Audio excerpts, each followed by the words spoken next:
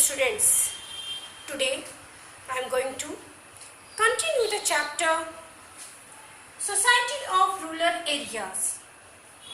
Now in previous video I have explained you about niche cultivation. Now today I will explain you what type of problems they are facing, that is problems associated with niche cultivation. Under niche cultivation, the planters found it difficult to expand the area. Indigo could be cultivated only on fertile lands which were already densely populated. Planters attempted to lease the land around the indigo factory to cultivate indigo in plantations. They also evicted the peasants from the area, which always led to conflicts and tensions.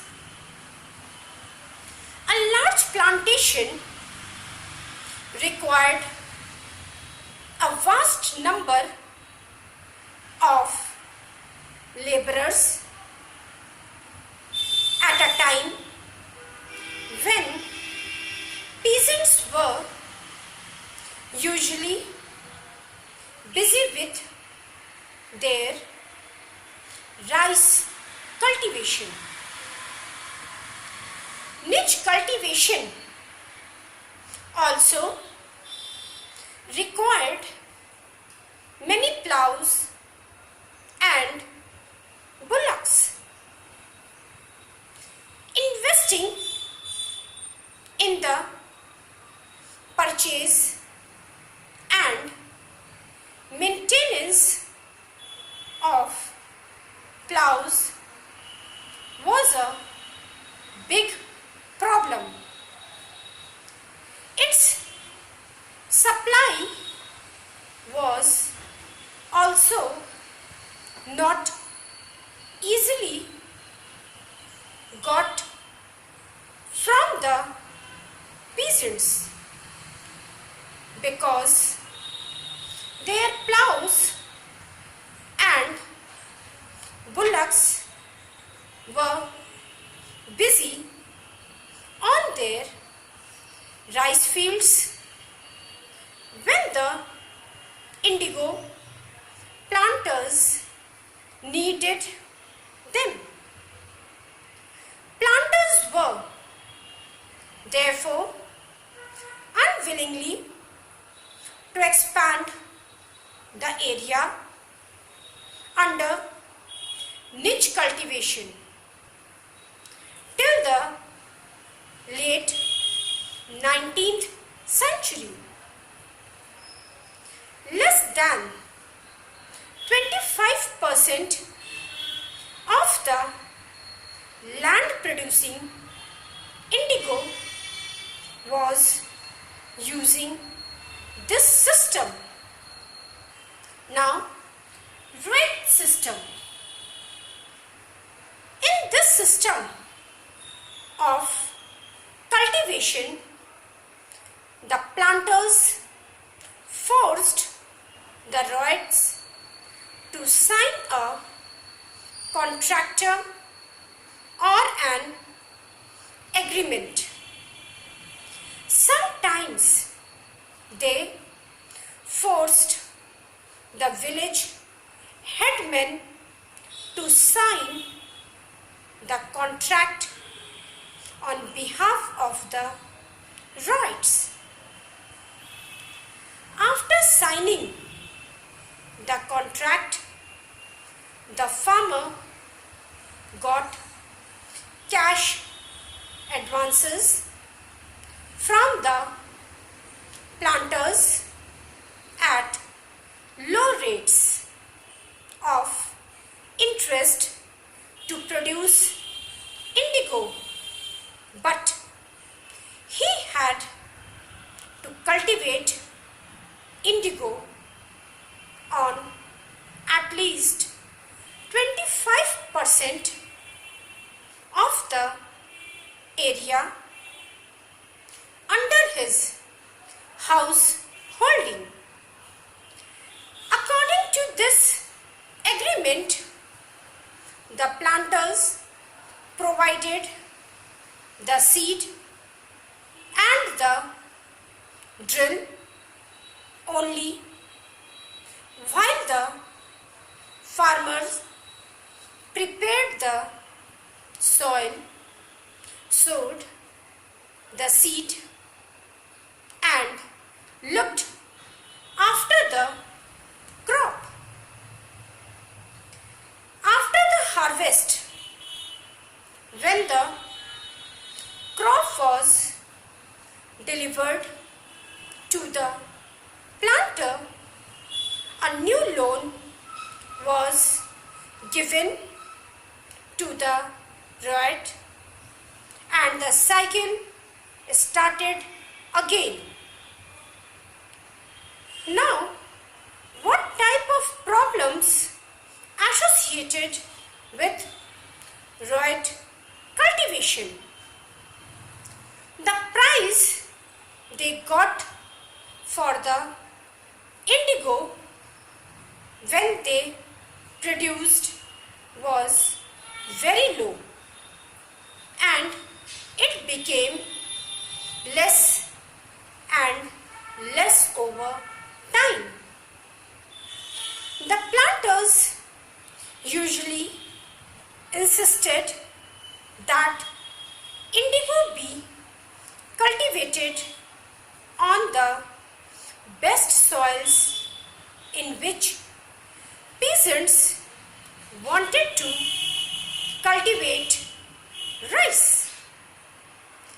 After an indigo harvest, the land could not be sown with rice because indigo crops had deep roots and it exhausted the fertility of the soil rapidly. Now, indigo revulsion after. Indigo system was intensely cruel, which humiliated indigo peasants and led to revolt. Thousands of Roids in Bengal refused to grow indigo on their land in March 1859.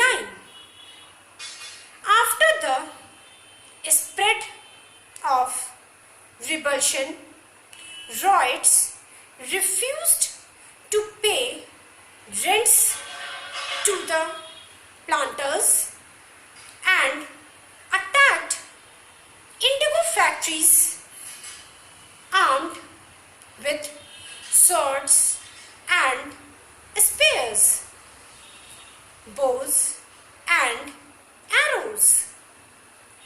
Even women turned up to fight in the resistance against the planters with pots, pans and kitchen implements. The Gomasthas, or the agents of planters who came to collect rent, were beaten up. The peasants also socially boycotted Indian servants who worked for the planters. Local zamindars and village headmen also joined the peasants at some places. In many villages, headmen who had been forced to sign indigo contracts mobilized the indigo peasants. They also fought battles with the lathiyars. Even the local zamindars went around different villages and advised the ryots to resist the planters. These zamindars were unhappy with the increasing power of the planters and angry at being forced by the planters to give them land on long lease. Now, different consequences of indigo repulsion. The widespread nature of the repulsion forced the government to act immediately in the following ways. The British government was particularly worried about the possibility of another popular revulsion after the revolt of 1857. Therefore, after spreading the news of revolt in the indigo district, the governor toured the region in the winter of 1859. The magistrate Ashley Eden issued a notice in Barsat. According to this, ryots would not be forced to accept indigo contracts, though this Eden was trying to control an explosive situation. But this action was read as support for the repulsion. After the spreading of repulsion, intellectuals from Calcutta rushed to the indigo districts and wrote about misery of the ryots. The planters, the horrors of the indigo system. The government brought in the military to protect the planters from assaulted. The government also set up the Indigo Commission for inquiring into the system of indigo production. It declared that indigo production was not profitable for ryots and asked the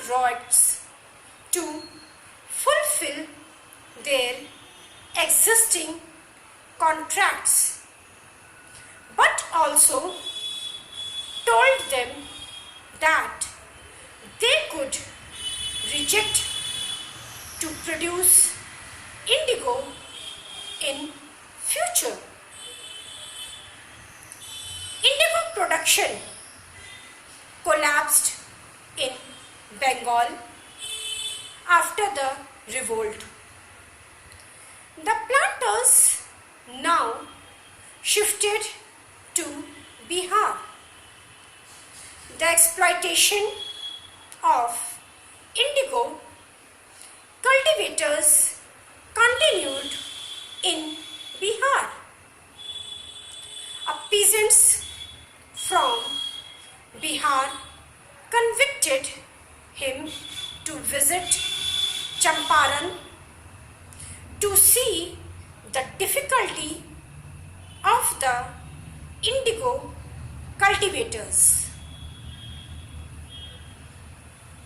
After the arrival of Mahatma Gandhi from South Africa, he visited in 1917 and started Champaran movement against indigo planters. Now you have to write question and answers in your fair copy. What were the different consequences of land revenue settlements? What were the problems associated with niche cultivation? What was indigo revulsion? What were its consequences?